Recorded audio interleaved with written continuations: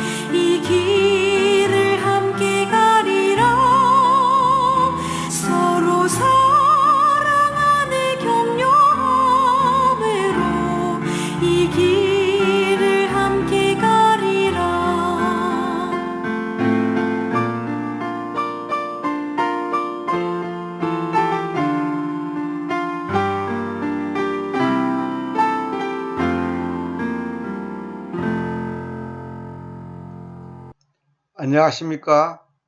오늘도 우리는 십자가에 못 박힌 채 태어났다. 5번째 강의를 시작하겠습니다. 지난번에 야고보서 1장 21절 읽었습니다. 이러므로 모든 추자방과 백해 무익함을 떨쳐버리십시오. 그리고 여러분의 혼들을 능히 구원할 수 있는 그 접붙여진 말씀을 온유함을 가지고 받으십시오. 이래 됐죠. 그래서 제가 그 개혁성경하고 비교를 안 해봤더니 개혁성경이 이렇게 돼 있어요. 그러므로 모든 더러운 것과 넘치는 악을 내버리고 너희 영혼을 능히 구원할 바 마음에 심어진 말씀을 온유함을 받으라 이래 돼 있죠. 여기서 이 혼두를 갖다가 영혼이라고 번역했잖아요. 영혼이라는 이 합성어는 성경에 없습니다. 영이면 영이고 혼이면 혼이지 영혼 이런 말은 없어요. 물론 싸잡아서 같이 말한다면 이제 말이 되겠지만은 이 한 단어로 영혼 이런 단어는 없습니다. 어떤 단어에도 이런 게 없어요. 그래서 우리 이제 개혁성경 우리 이제 교회 보면 심령 대부흥회 그러고 플랜카드 붙여놨잖아요. 그런 말도 잘못된 거예요. 마음이면 마음이고 영이면 영이지 심령이란 말은 없어. 심령 대부흥회 이것도 잘못됐단 말이에요. 혼을 구원시키는 것이지 영혼을 구원시키는 거 아니다 말이에요. 영은 구원시키는 거 아니에요. 혼이 구원받는 거예요. 혼이. 제가 강의한 것 중에 혼의 구원이란 무엇인가 그걸 제가 강의한 것도 있는데 영혼을 능히 구원할 바 해놓고 마음에 심어진 말씀 있죠. 마음에 심어진 말씀. 마음에 심어진 말씀이 아니라 그 접붙여진 말씀. 접이 붙여졌다는 거예요. 이게 참 놀라운 표현입니다. 이 심어졌다가 아니라 접붙여졌다. 접붙여진 말씀.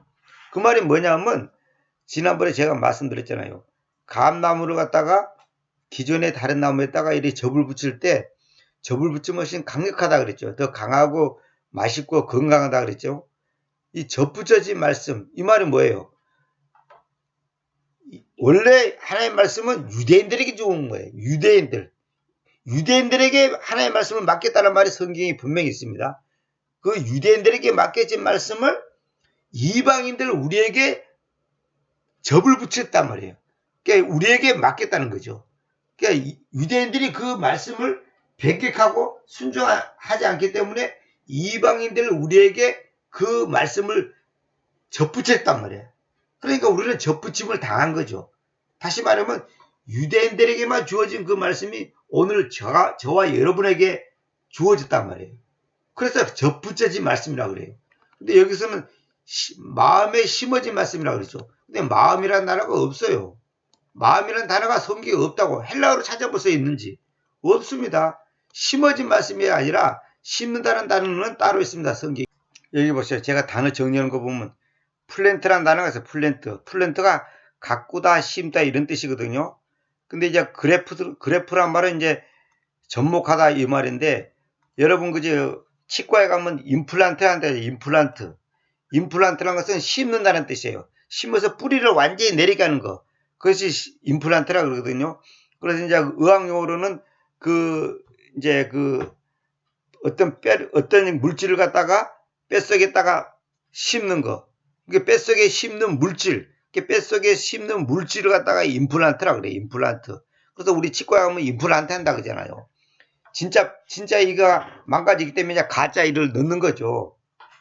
그게 심는 거예요. 근데 이제 그게 아니고 이 성경은 그렇게 말하지 않고 뭐라고 말하냐면 여기 보세요. 엔그래프트란 말은 뭐냐면 그 접붙여진 말씀. 그러니까 뭐냐면 그 말씀이 유대인들에게 주어진 그 말씀이 오늘 우리에게 접붙여졌다는 거죠. 그래서 우리가 구원받는 거예요. 다시 말하면 유대인들에게 전해진 그 하나님의 생명의 말씀이 오늘 우리에게 와 있는 거예요. 그래서 우리가 양자, 이게 이방이 됐단 말이에요. 이방. 그러니까 성경의 이방이란 말이 그런 말입니다.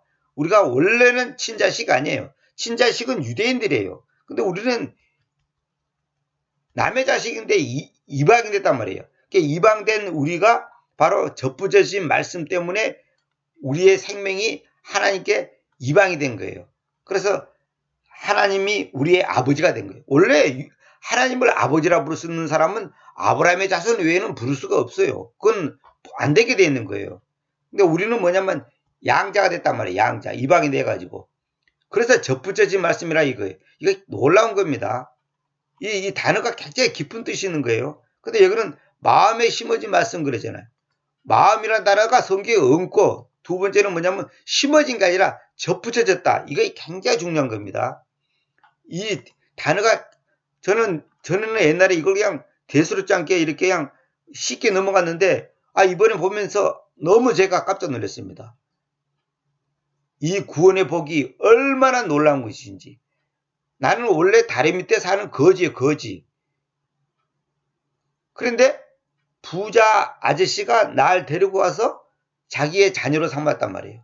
그럼 나는 한마디로 순간에 그냥 신분 상승이 되나, 신분 상승.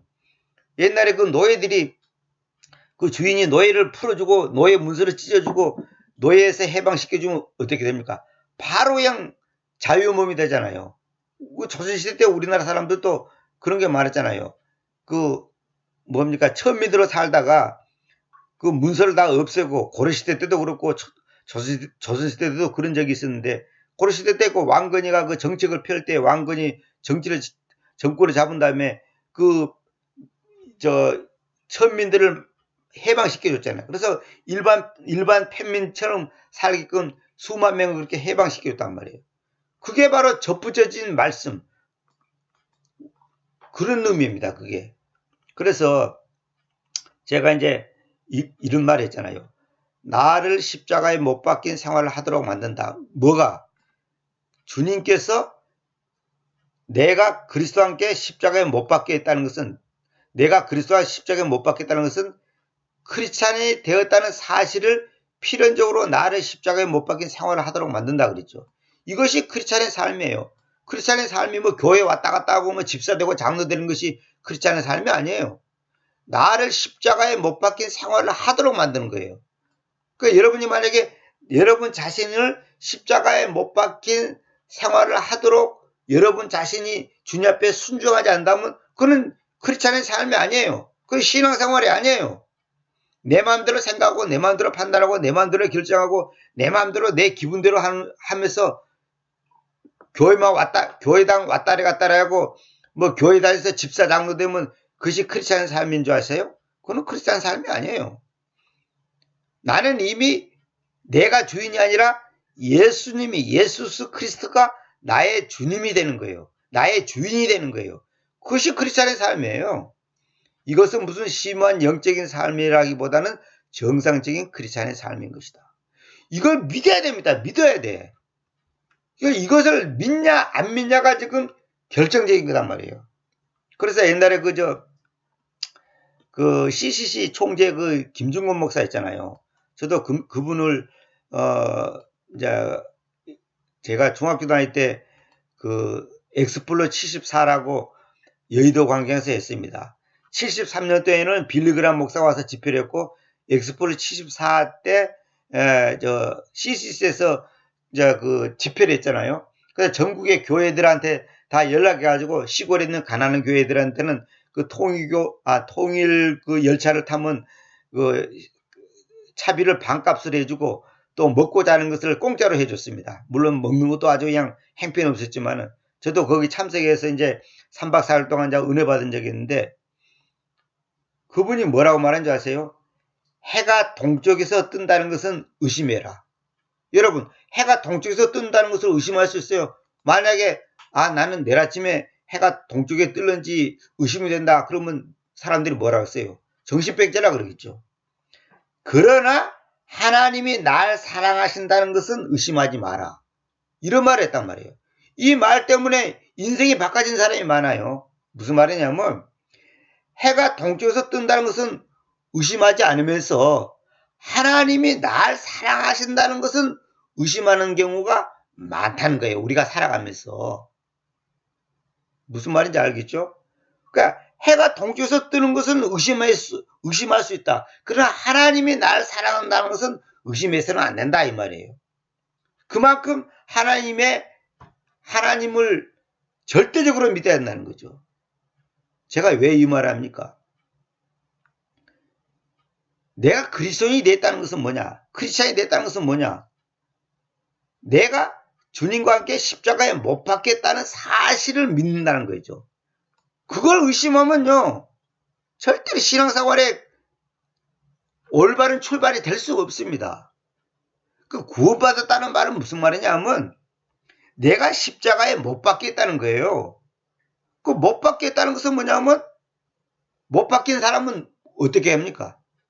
아니 내가 십자가 못 박혔으면 어떻게 돼? 그 십자가가 가는 곳으로 가야 될 거 아닙니까? 우리가 보통 십자가를 바라본다 그러잖아요. 십자가가 가는 곳에 나도 가는 거예요. 못 박혀 있으니까 누구와 함께? 예수 그리스도님과 함께. 그러니까 예수님과 함께 못 박겠단 말이에요. 그럼 예수님이 하는 대로 나도 하고 예수님이 좋아하면 나도 좋아하고 싫어하면 나도 싫어하고 예수님이 원하는 것은 나도 원하고 원하지 않는 것은 나도 원하지 않는 거. 그것이 크리스찬의 삶인데 우리는 그러지 못하고 있다는 거죠. 왜 그러지 못한 줄 아십니까? 첫째, 어려서 그랬어. 너무 어려서 그런 경우가 어린 애들은 엄마가 여기 있는 애들 그냥 지 멋대로 돌아다니잖아요. 그러고 또 잃어버리고 막 나중에 고아원에 가고 막 그런 비극이 일어나잖아요. 두 번째는 뭐냐면 아예 내가 부모가 없는 거야. 다시 말하면 아예 구원을 받지 못한 거예요. 둘 중 하나입니다. 그래 가짜 크리스찬이 많단 말이야. 가짜 크리스찬이. 집사 장로 되면 크리스찬이 된 줄 아십니까? 그런 건 아니에요. 진짜 영적인 삶, 승리의 삶을 산다는 것은 뭐냐? 주님과 함께 내가 십자가에 못 박겠다는 그 사실을 100% 믿어야 됩니다. 여러분들이 이해가 되든 안 되든 무슨 뭐 느낌이 오든 안 오든 그거 상관없는 거예요. 주님께서 그렇다면 그런 걸로 알고 믿는 거예요. 그것이 믿음이라니까요. 그래서 제가 말씀을 드렸잖아요. 그 접붙여진 말씀을 온유함을 가지고 받으십시오. 그 말씀을 받는 거, 온유함을 가지고 말씀을 받는 거, 이것이 바로 믿음이에요. 믿음은 뭐 무조건 믿습니다가 아니라 말씀에 근거해서 믿는 거, 그것만이 믿음이고 그것만이 신앙이고 그것만이 참된 구원이에요. 그 외에는 다 가짜입니다. 그래서 오늘은 이제 모순된 생활이라는 제목으로 또 강의하겠습니다. 모순된 생활. 우리가 어떤 모순된 생활을 하는가 그걸 잘 보세요. 독자 여러분 중에는 하나님을 기쁘시게 해드리시기 위해 애쓰고 고뇌한 적이 있을 것이다. 내가 어떻게든지 하나님을 기쁘시게 하기 위해서 열심을 다하는 사람이 많다는 말이에요. 당신은 더 깊이 묵상하고 기도하기 위해 성경을 읽으려고 결심해 보았겠지만은 모든 것이 효과가 없었을 것이다. 우리가 어떻게 하면 주님을 더 가깝게 하기 위해서 금식도 하고 성기도 열심히 읽고 오늘부터 성경 2장씩 읽을 거야. 기도 30분씩 할 거야. 막 열심히 각오를 하잖아요. 저도 다 해봤습니다.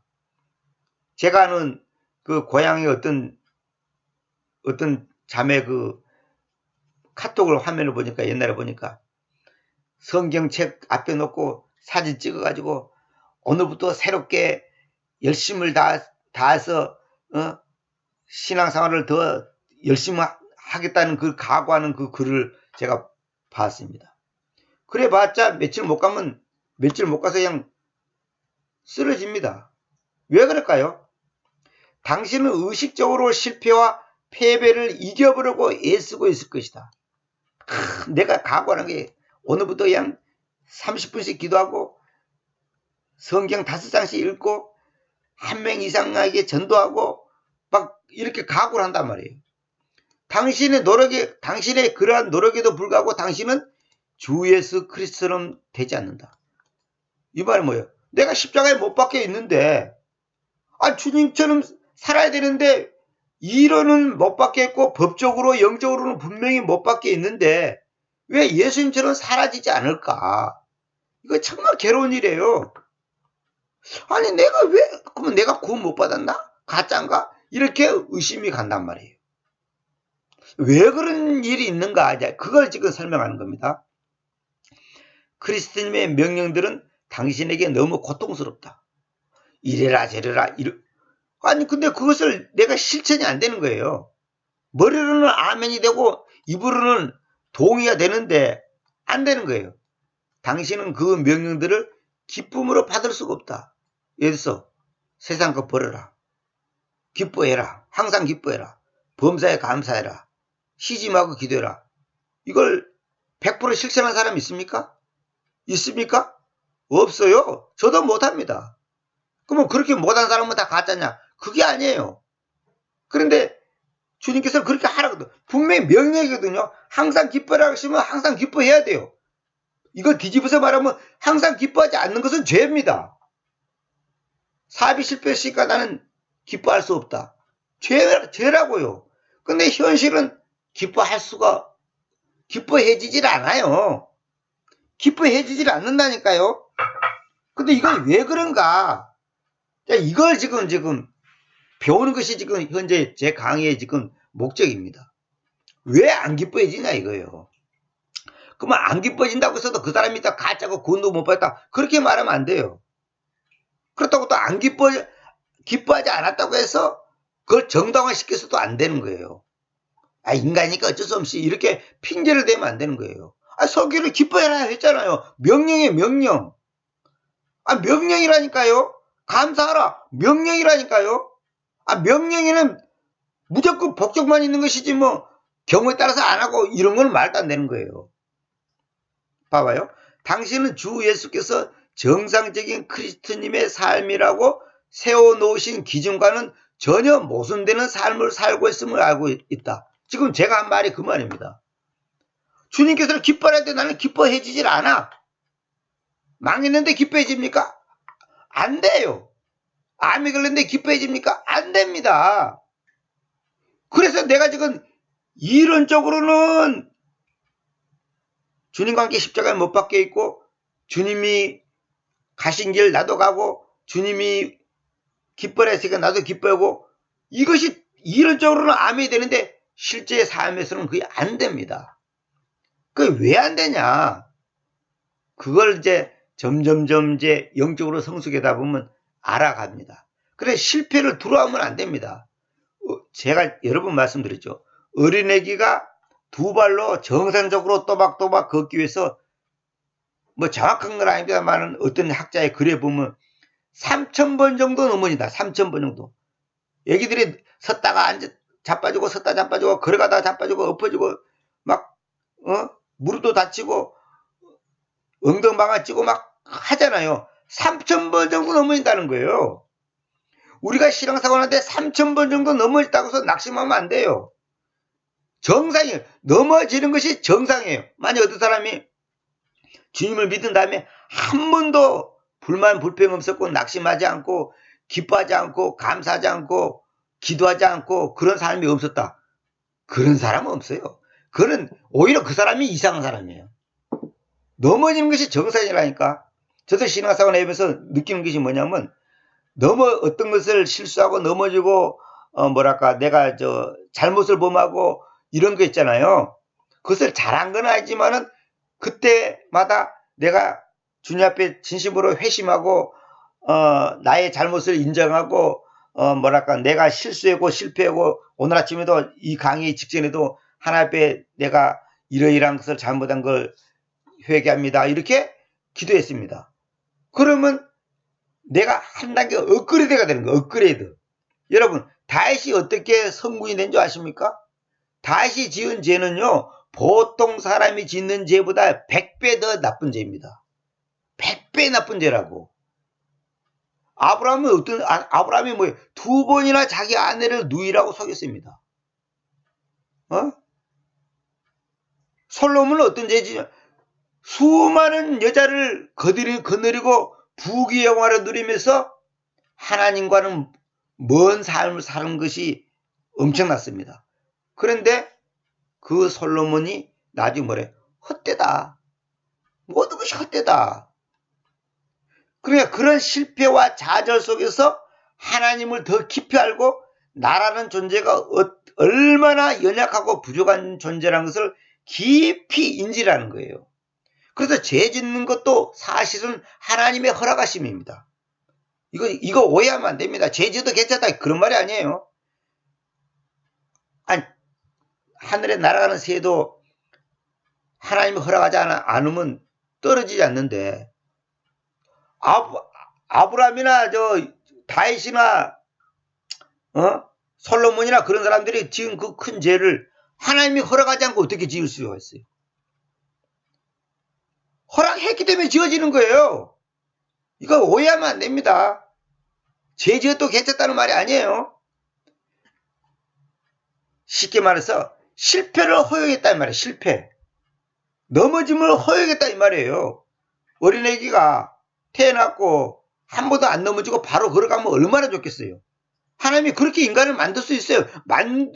만들지 못해서 그렇게 만든 게 아니에요. 저는 그걸 보면서 딱 깨달은 것이, 육적인 거나 영적인 거나 원리가 똑같구나. 육적인 것도 우리가 건강하게 살아가기 위해서는 많은 실패와 좌절 속에서 내가 성장하고 하듯이, 어린아이가 3,000번을 넘어지고 걸어가듯이, 나도 영적으로 하나님 앞에 걸어갈 정도가 되려면 3,000번은 넘어질 수밖에 없는 존재구나. 그러니까 넘어져야 좋다는 것이 아니라 넘어질 수밖에 없는 존재라 이 말이에요. 그걸 인정해야 된다는 거예요. 그럴 때 위로가 되고 감사가 나오고, 주님, 저는 이런 존재입니다. 내가 이렇게 연약한 존재입니다. 이걸 깨닫고 인정하고 받아들일 때 주님은 나를 한 단계 더 업그레이드 시킵니다. 참, 이건 경험하지 않은 사람은 이거 지금 무슨 말인지를 또 이해를 못할 거예요.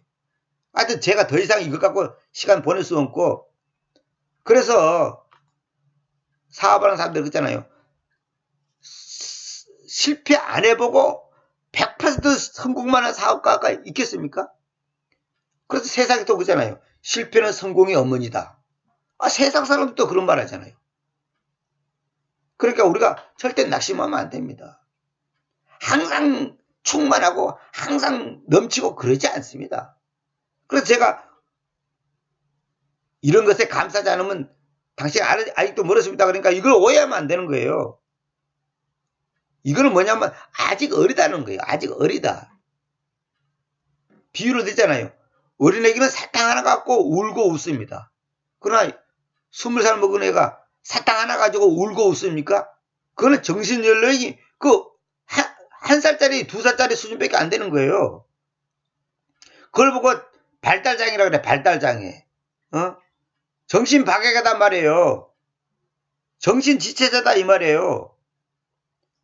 20살이 됐는데도 정신연령은 너댓 살밖에 안 되는 사람들 많잖아요.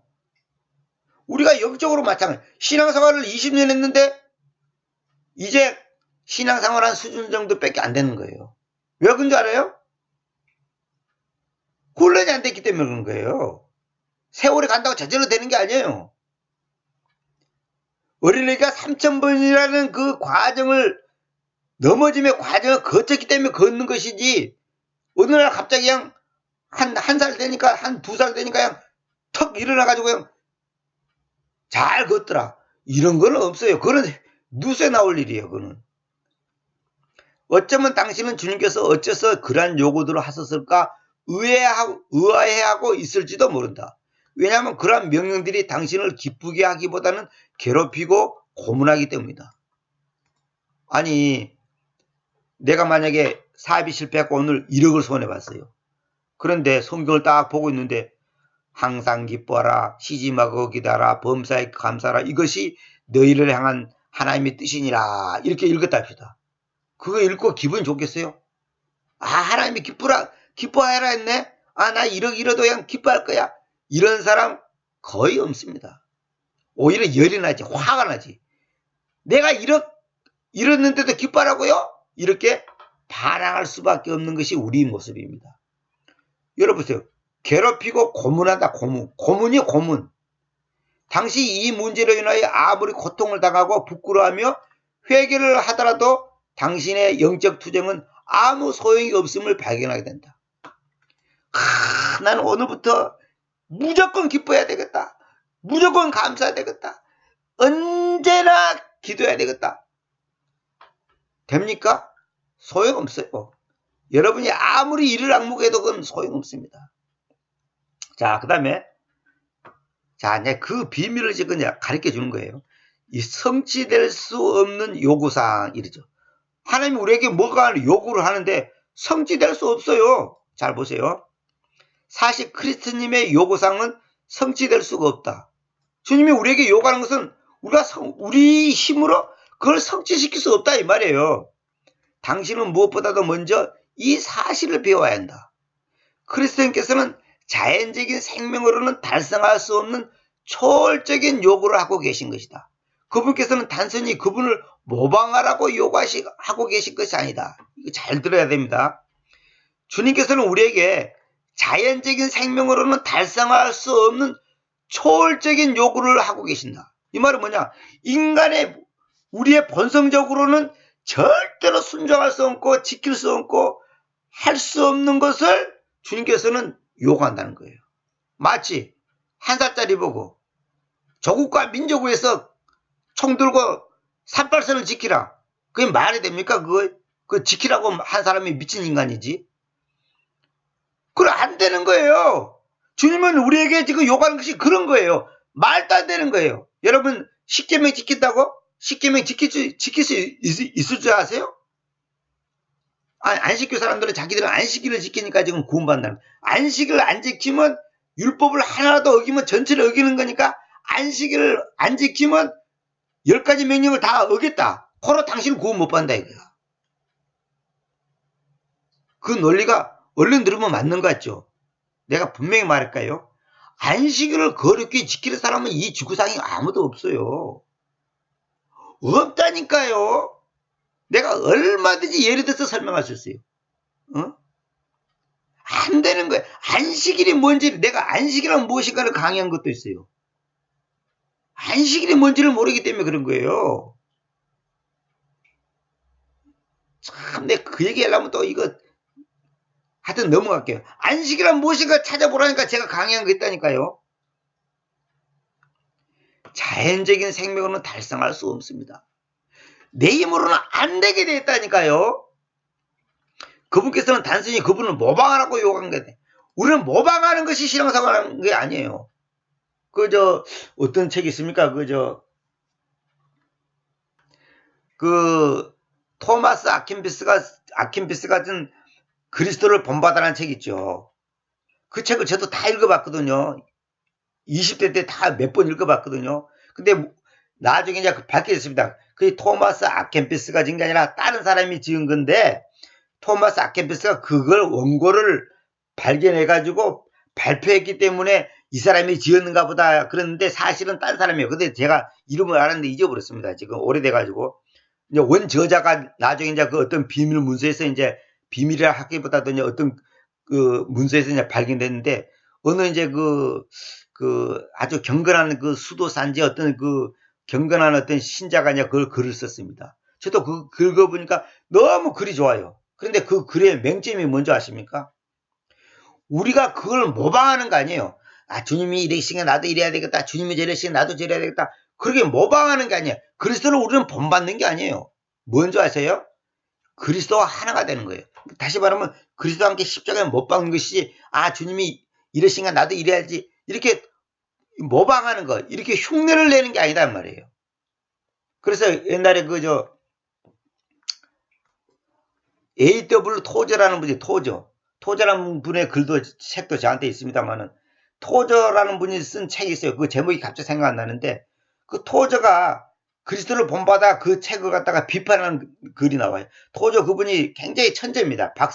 아주 유능한 천재. 신학교를 갔는데 신학교 교수보다 더 잘해 버리니까 신학교 교수가 뭐라 그러냐면 수업 시간에 안 나와도 학점 주고 졸업장 줄 테니까 오지 마라 할 정도예요.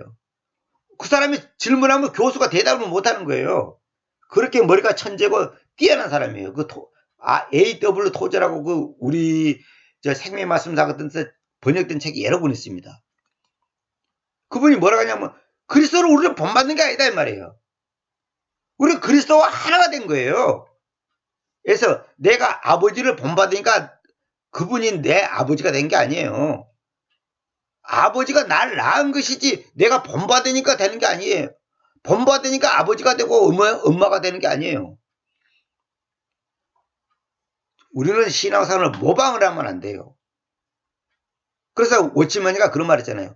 믿음의 생활은 뭐냐? 구원받는다는 거에서 우리가 하나님의 생명을 갖는다는 것이 뭐냐? 수리하는 거, 고장 수리하는 게 아니에요. 나는 못된 것이지. 담배도 끊고, 술도 끊고, 혈기도 끊고, 교만도 끊고, 뭐랄까요? 내 속에 있는 그 탐욕도 끊고, 그것이 구원이 아니에요. 그게 오치마니가 그러잖아요. 고장 수리하는 게 아니고, 완전히 옛사람을 죽어부르고, 완벽하게 새로 만드는 거예요, 새로. 새 창조.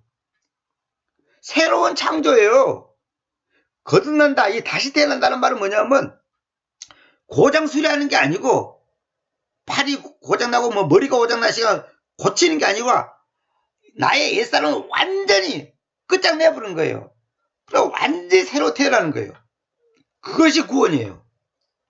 근데 이 고장 수리하는 것이 바로 모방하는 거예요. 모방하는 게 아니라니까. 자연적인 생명으로는 달성할 수 없는 초월적인 요구를 주님이 우리에게 요구하는 거예요. 그러게 이게 바로 성취될 수 없는 요구사항. 이게 바로 뭐냐? 모순된 생활이다. 우리가 모순을 하는 거예요. 모순이란 뭐냐면 창과 방패. 이것도 그냥 한문으로 유래가 있습니다만 그 얘기까지 안 하고 싶습니다. 창과 방패가 이거 안 맞는 거예요. 모순. 안 맞는 거예요. 근데 왜 그러냐? 내가 말씀드렸잖아요. 로마서 했잖아요. 하나님이 율법을 주신 목적이 뭡니까? 율법 지키라고 준 게 아니라니까요. 죄를 드러나게 하는 거예요. 너는 죄인이다. 너는 내가 아니면, 나의 사랑이 아니면 절대로 구원을 받을 수 없는 존재라는 것을 아주 뱃속 깊이 인지하도록 알게 하기 위해서 율법을 주신 거예요. 우리가 하나님의 법을 단 한 가지도 지킬 수 없습니다. 여러분 분명히 이걸 알아야 됩니다. 절대로 지킬 수 없어요. 한편으로는 그분께서 우리의 무능력을 잘 알고 계시며 또 한편으로 그분께서는 완전히 불가능한 것을 요구하고 계신다. 그렇죠? 믿는 자라면 그리스도님께서 요구하고 있는 수준은 육신이 달성할 수 있는 범주를 훨씬 벗어나 있음을 알아야 할 필요가 있다. 믿는 자라면 이걸 인지를 해야 됩니다. 그렇게 사람들이 뭐냐면 도덕생활, 종교생활을 하는 것이 마치 신앙생활인 줄 아는 거예요. 새벽기도 가고 금식하고 아침에 일어나서 기도하고 성경 3장 보고 이렇게 하면 하나님이 나를 엄청나게 좋아할 거라 생각하는 거예요. 그러면 내가 오늘도 기뻐할 수 있고 감사할 수 있고 하나님의 명령을 지킬 수 있는 능력이 쌓여가지고 언젠가는 하나님의 율법을 완벽하게 지킬 수 있을 거라는 기대감을 갖고 있단 말이에요. 착각입니다. 여러분이 천년을 도를 닦아도 단 하나님의 말씀은 단 한 가지도 지킬 수 없습니다. 참 이것이 아멘이 돼야 되는데 이것이 아멘이 돼야 된다니까. 이 말은 무슨 말이냐? 나는 머리끝부터 발까지 죄투성이라니까. 죄투성이 인간이라고 성경에 분명히 있잖아요. 죄투성이 이 사람을 하나님께서 의의 투생이 사람으로 만드는데 죄투성이 인간이 어떻게 의를 행할 수 있습니까? 생각해보세요. 잘 들어보세요. 머리끝부터 발까지 내가 썩었어. 부패됐단 말이에요. 완전히 죄로 찌들어 있는데 여기서 의가 나올 수 있어요? 의가 나올 수 있냐고. 의로움이 나올 수 있냐고. 내가 비유로 듣잖아요. 나한테 돈이 있어야지 저 사람을 돕지. 돈이 없는데 어떻게 도와. 나한테 뭐가 있어야지 줄 거 아닙니까? 없는데 뭘 줘. 없는데. 도대체 누가 원수를 사랑할 수 있으며 박해를 기뻐할 수 있으며 자신을 미워할 수 있으며 악을 선으로 갚을 수 있나? 누가 그렇게 할 수 있어요? 성경에는 구구절절히 다 그렇게 하라 그랬어요. 원수를 사랑하라. 핍박하는 자를 핍박을 받을 때 고난 받을 때 기뻐해라.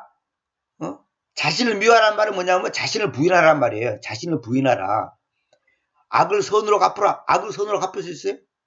여러분이 만약에 여러분의 재산을 뺏어간 사람을 찾아갖고 쌀 사다 주고 고기 사다 주고 할 수 있어요? 진심으로? 진심으로 할 수 있냐고요? 안 되는 거예요. 그 안 되는 걸 왜 하냐? 성경 전체는 뭐냐? 고로 나의 은혜가 아니면 너는 아무것도 아니다. 그걸 가르쳐 주는 거예요. 나의 주님의 은혜가 아니면 우리는 그 어떤 것도 할 수 없습니다. 내가 여러 번 말씀드렸죠. 여러분이 눈을 이 강의 들어서 눈 깜박깜박 하죠. 하나님께서 허락해서 깜박거리는 거예요. 이거 잘 들어야 됩니다. 이걸 오해하면 안 됩니다. 눈을 깜박거리는 것도 하나님이 허락해야 한다니까. 내 친구 동생은 눈을 못 깜박거려갖고 죽었다니까요. 그 병, 나는 그걸 어렸을 때 그걸 뭔지 모르는데 나중에 봤더니 그 병이더라고요. 그 신경이 뭐 죽었다나 뭐 하여튼 뇌에서 어떻게 하고 그랬다는 거예요. 그런 사람이 있어요. 이 눈을 못 깜박거리고도 이거 사람 죽습니다. 결국 우울증에 걸리고 봉사가 되고 뭡니까? 집안에 있다 보니까 저절로 몸이 약해지고 해서 죽는 거예요. 눈 못 깜빡거리면 여러분 죽습니다. 여러분이 잘나가지고 눈 깜빡거리는 줄 알아요? 눈 깜빡거리는 이것이 여러분이 잘나가지고 지금 나는 내가 잘났어 그래서 눈 깜빡거리는 줄 알아요?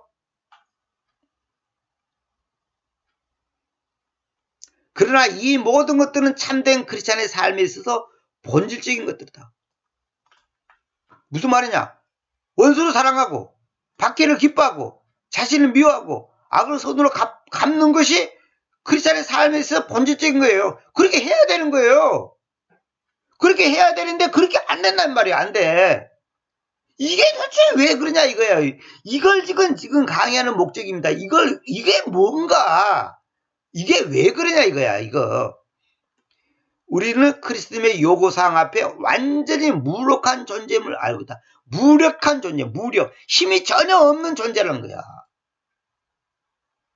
이걸 인지를 해야 됩니다. 이게 바로 크리스찬의 삶의 태도에 있어서 1단계 기본 자세. 우리가 어떤 사람한테 만약에 탁구를 배운다. 그 사람이 코치고 나는 지금 배우는 사람이야. 그러면 어떻게 됩니까? 나는 탁구에 대해서 아무것도 모른다. 또 내가 갖고 있는 기술이나 실력은 아무것도 아니라는 것을 전제를 깔고 들어가야 됩니다. 그 코치가 이렇게 하면 이렇게 해야 돼. 그러면 나는 그렇게 안 해도 이렇게 해도 되던데 벌써 그는 배울 자격이 없는 사람이야. 배울 자세가 안 되는 거예요. 코치가 아니라고 하면 아닌 거야. 당신 여태까지 그렇게 했는데 그 방법 쓰면 안 된다. 그러면 그걸 과감하게 버려야 되는 거예요. 그것이 바로 배우는 사람의 첫 번째 자세예요. 자기가 갖고 있는 쬐꼬만 지식을 갖고 까불면 안 되는 거예요. 크리스천님의 요구사항과 인간의 능력 사이에는 건널 수 없는 간격이 놓여 있는 것이다. 지금 계속 같은 말을 하는 겁니다. 계속. 주님의 요구사항과 나의 능력 사이에는 도저히 건널 수 없는 요구사항이 있다는 거지. 건널 수 없는 간격이 있다는 거예요. 왜냐하면 육은 무익하기 때문이다. 성경은 육은 무익하다고 나와있죠. 로마서 했잖아요. 이 육체는 아무 유익을 줄 수 없어요. 여러분이 하나님을 위해서 뭔가 일하겠다는 사람 있죠. 다 건방진 겁니다. 우리는 하나님을 위해서 일할 수 없어요. 내가 비유를 듣잖아요. 깨미가 어떻게 코끼리를 위해서 일할 수 있냐고. 깨미가 우리 힘을 합해서 코끼리 아저씨를 위해서 집을 짓자. 그거 웃기는 소리지. 우리는 하나님을 위해서 일할 수 있는 존재가 아니에요. 그걸 분명히 알아야 됩니다. 그러면 성경에서 일하라는 것은 또 뭐냐고. 우리가 주님을 위해서 일하잖아요. 교회당도 짓고 선교도 하고 구제도 하고 다 하잖아요. 그거 뭐예요? 나로부터 나온 것은 다 가짜고 하나님이 인정하지 않습니다. 이거 분명히 알아야 됩니다. 하나님이 날 통해서 하시는 것이지 내가 하는 게 아니단 말이에요. 하나님이 나를 통해서 하는 거예요.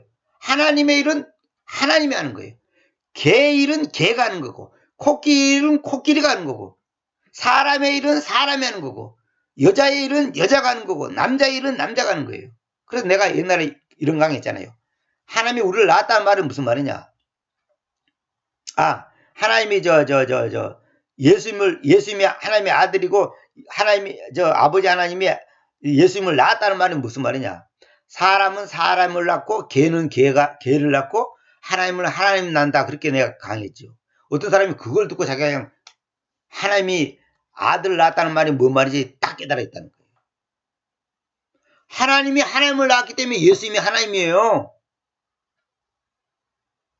하나님이 사람을 낳지 않아요. 하나님은 하나님을 낳아요. 사람은 사람을 낳고, 개는 개를 낳고, 손은 손을 낳고. 우리는 육은 무익하다니까요.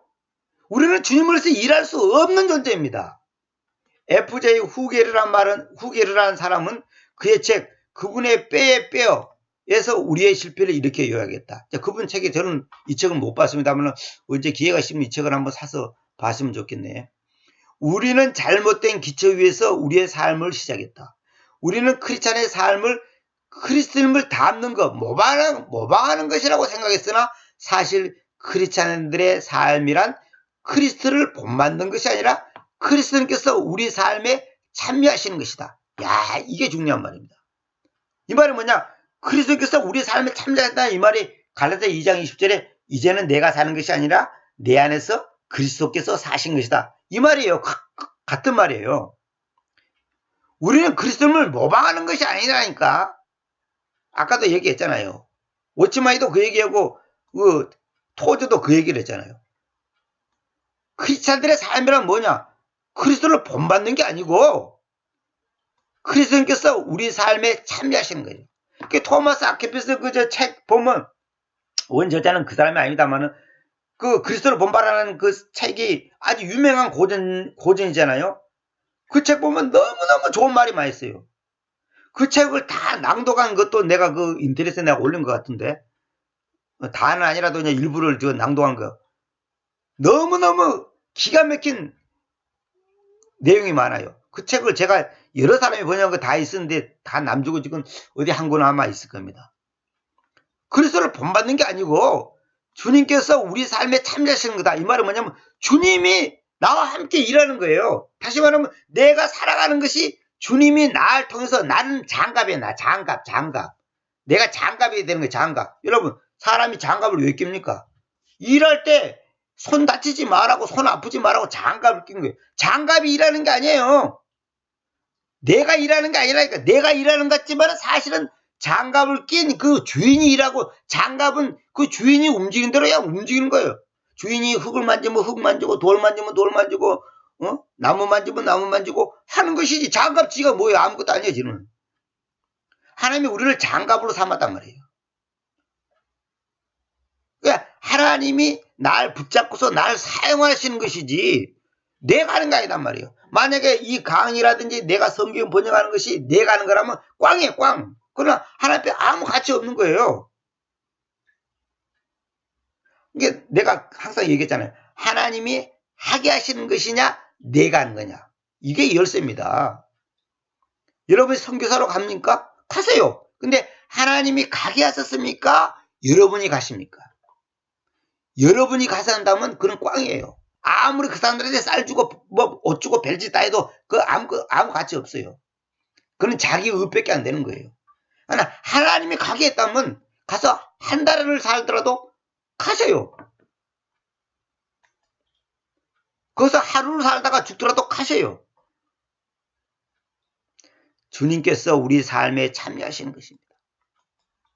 우리는 하나님의 성품에 참여하는 사람입니다. 그 베드로후서 1장 4절 내가 이따 보여드릴게요. 그리스도의 생명을 체험적으로 우리 삶에 참여시키려면 우리가 그분의 죽음과 부활에서 그분과 하나 되었음을 깨닫고 믿음으로 살아가야 한다. 이게 핵심입니다. 그리스도의 생명을 체험적으로 우리 삶에 참여시키려면 우리가 그분의 죽음과 부활에서 그분과 하나 되었음을 깨닫고 믿음으로 살아내. 그걸 믿어야 한다는 거죠. 그걸 완전히 인지하고서 진짜 그렇게 살아야 되는 거예요.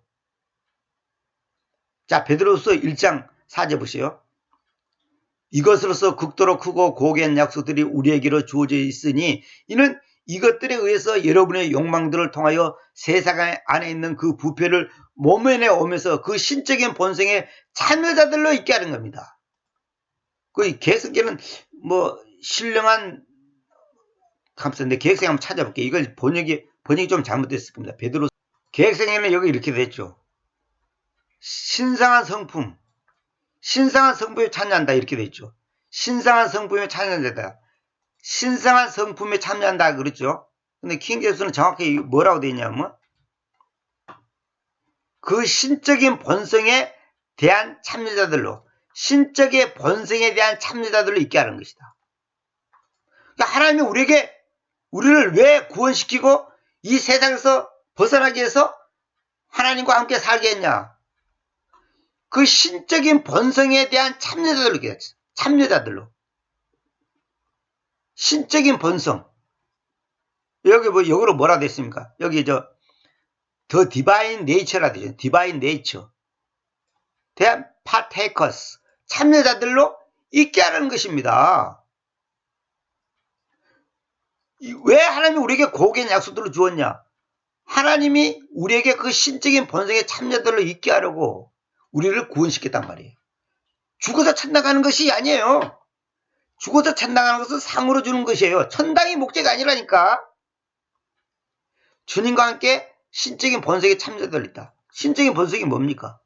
항상 기뻐하는 거예요. 범사에 감사하는 거예요. 하나님만 바라보는 거예요. 주님만을 의지하는 거예요. 주님만을 바라보는 거예요. 자신을 부인하는 거예요. 근데 그게 되냐고요? 안 됩니다. 근데 주님께서 되게 하겠다는 거예요, 그걸. 그것이 놀라운 비밀이고 신비입니다. 오늘은 제가 이제 시간이 많이 갔기 때문에 여기까지만 하려고 합니다만은, 그래서 이 모순된 거, 이 앞뒤가 안 맞는 거, 왜 우리에게 지킬 수 없는 걸 요구했을까, 하나님이? 성취될 수 없는 요구사항, 응? 모순된 생활, 왜 이것이 우리에게 있을까? 여기서 우리가 깊이 알아야 될 결론은 뭔지 아십니까? 나중에 자꾸 나옵니다만은, 하나님의 은혜가 아니면 나는 아무것도 아니구나. 나는 할 수 없는 존재구나. 나는 정말로 어린애와 같은 존재고 완전히 주님의 은혜가 아니면 아무것도 할 수 없는 존재구나. 이걸 깊이 매사에 여러 가지 사건, 상황 속에서 인지하고 깨달아서 하나님 앞에 무릎 꿇고, 그래서 우리가 교만할 수가 없고 자랑할 수가 없고 뽐낼 수가 없고 우쭐할 수가 없는 존재였구나. 그걸 알게 하는 거예요. 그래서 결론은 하나님 그분만이 나의 전부고 모든 것이고 그분이 절대자고 그분이 아니면 나는 그 어떤 거라도 할 수 없구나. 내가 밥 먹고 소화시키는 것도 그분의 은혜로 소화시키는 거예요. 여러분 화장실에 가서 배설하는 것이 얼마나 큰 복인 줄 알아요? 지금도 배설을 못하고 고통만 사람 저는 많이 봤어요. 여러분 전신마비나 하반신마비 그런 사람 보셨어요? 그분들은 화장실 한번 가는 것이 얼마나 힘든 줄 아십니까? 보통 1시간 2시간 걸립니다. 그러고 그냥 그 관장을 하고 손을 넣어서 빼내고, 저는 그걸 다 봤습니다. 소변 한번 놀라면 30분 동안 아랫배를 때려요. 그래 겨우 소변 한번 넣습니다. 이거 얼마나 큰 복인 줄 아십니까? 그래서 어른들이 그 얘기잖아요. 잘 먹고 잘 싸는 것이 보통 큰 복이 아니다. 먹것이 아무리 있어도 못 먹고 위가 나쁘고 속이 나쁘면 못 먹어요. 그러니까 잘 먹고 잘 쌀 수 있는 사람은 대단한 큰 복을 갖고 있다는 거예요. 인간적으로는 그것보다 더 큰 복 없어요. 하물며 영적인 세계는 말할 것도 없단 말이에요. 하나님의 말씀을 잘 받아들이고 그 그 접붙여진 말씀을 오념을 가지고 받으르고 그걸 받았다 이거야. 그래서 그 말씀이 나의 삶 속에서 실제화가 되는 거. 이 복을 누리는 것이 얼마나 큰 복인 줄 아십니까? 그걸 지금 배우는 거예요. 지금 어떻게 그렇게 될 수 있냐. 누차 말하지만 결론은 뭐냐? 하나님의 은혜로만 됩니다. 내 노력으로 여러분 각오하고 뭐 금식하고 그렇게 한다고 되는 게 아니에요. 오늘은 여기까지만 하겠습니다. 307장 소리 없이 보슬보슬.